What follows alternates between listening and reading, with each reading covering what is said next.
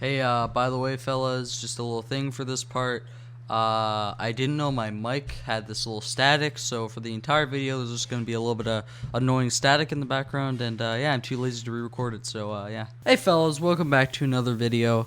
Today, I'm going to be talking about every album I listened to in 2020 that was released in 2020. I'm also going to be including a couple albums from late 2019 because this is the first year I'm doing this, so I figured I listened to them mostly in 2020, so I might as well just put them in the 2020 list. I'm not doing any posthumous releases. Yeah, in one of the top corners, I'm gonna have like the worst track, the best tracks, and the album score. I'd give it out of 10, and those are pretty much the only rules for this list. I'm just gonna be talking about them. Alright, so the first album is going to be Angelic Hoodrat by Kenny Mason. I listened to this album, and at first I was like, okay, this is kind of shit, right? Then, I've listened to some of the tracks more and more, and over time it's kind of grown on me a little bit.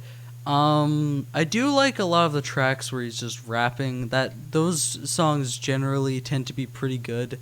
But it's some of the more like slow, like non-hip-hop tracks on the album that are just what really drags it. But yeah, since this is his first album, I'm pretty excited for the projects he's gonna release in the future.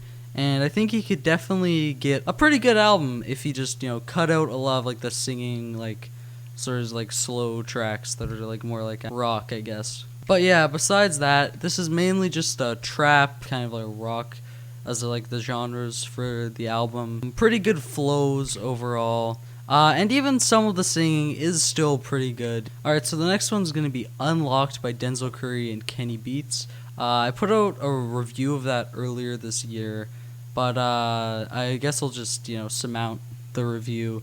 It's got some nice boom bap beats. The production obviously isn't that layered because this album was made in about a week, but that's also part of why the album's so good, because it was only made in a week and it's this good, so think of how good the full album from him could be. Alright, so next we have Alfredo by Freddie Gibbs and The Alchemist.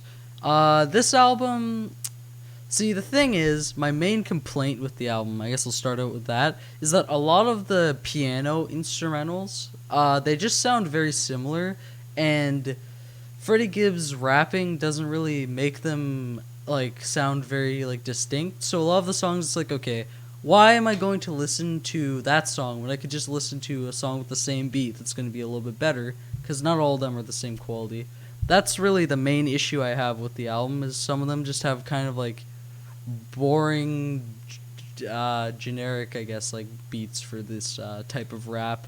But yeah, besides that, there's some pretty good tracks on this album. Good flows, and the production is still, while being a little bit generic, pretty good most of the time. Yeah, the features are also pretty good on this album. There's only 3 of them, and all of them are pretty good on the tracks that they are on. So this album, I feel like it could have been better if there was a little bit more interesting production. Next we have Heaven or Hell by Don Toliver. This one is a pretty good trap album overall. There's a lot of really good standout tracks on this album, and the only downside to the album is that it's fairly like long. There could have been a couple tracks that could have been taken off, like the one with and also on some of the tracks he kind of just sounds like he's trying to be like Travis Scott and doesn't really have his own voice. That's just on a few of them though. Most of the songs are just bangers. Alright, then we got No Pressure by Logic. This is just a pretty boring one for me. A lot of people seem to really like this album, but I don't. There's not really that many bangers. Most of them are just super long lyrical tracks, so I guess if you're into that sort of thing, you probably would like this album a lot more than I did. But because I'm not into that sort of thing, it's like, okay, why am I going to listen to this album? I'm not going to really get that much from it. But because of that, I couldn't really give it anything below a 5, so it's just going to be out of 5. There's only like 3 tracks that I'm ever going to specifically go out of my way to listen to, but none of the tracks I'm going to hear, and then be like, oh, this is really bad. Alright, next we have The Goat by Polo G.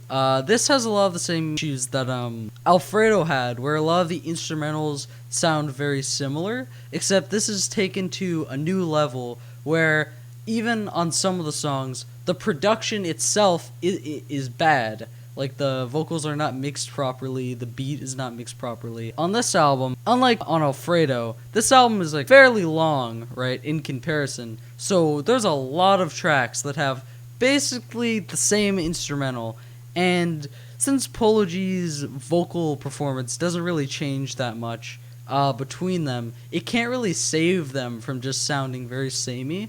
So that's a lot of the problem I have with the album. There's still a few like standout songs that are pretty good. For his next album, obviously I want him to get more diverse production and not have bad undermixed songs. There's only really a few songs on this album where he actually raps. It's mostly singing, and the singing is pretty good, but like if there was just more rapping, it would really help diversify the tracks. So next I listened to 1800 by Fontaine. This is probably the worst album I've listened to. Most of what he does on the album is ripping off, well, it's mostly Playboi Carti, Lil Uzi Vert, Young Thug. Right, those are the people that he rips off on this album, and he does a really bad version of all of them. There's no reason to listen to this album.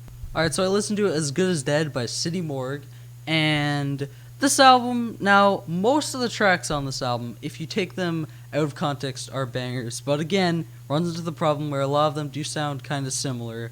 I also don't like some of the more emo cuts on this. If this album was significantly cut down, it would be a lot better. There's still a lot of obviously good tracks on this album, but a lot of them I don't find myself going out of my way to listen to this album all that often, and not even very many of the tracks, so yeah. Alright, so then I listened to Jack Boys by Jack Boys. This is sort of a Travis Scott project where, you know, it's not actually a Travis Scott project though, because it's by Jack Boys. Most of the Jack Boys don't even appear on most of the songs. Gang Gang is the only song that has all of them on it, and then all the other songs only have 2 members max. It's a very poorly, I guess, structured album for what this group is supposed to be, because it starts off with a remix of a song that isn't on the album that is a Travis Scott song, and then you get whatever thing. And then you have Gang Gang, which barely has Travis Scott on it at all. It's like mostly other people. And the reason why I'm giving this such a high score is because most of the reason why this album is good really has nothing to do with Travis Scott. It's mostly Don Toliver, really, that carries the album. And it's usually always the features that are carrying the album during the entire album. But because a lot of the tracks are undeniably good, I did have to give it a high enough score. But next we have Visions of Bodies Being Burned by Clipping. I've thought about it since I first reviewed it, and I think it's a little bit better than I first reviewed it. I'm not sure about it being better than the album they released before. Right now it's like about as good for me, but yeah, because I put out a review of it, I'm not going to go into depth that much, but there's only a few tracks I would never listen to really outside of the context of the album, but the rest of them, you know,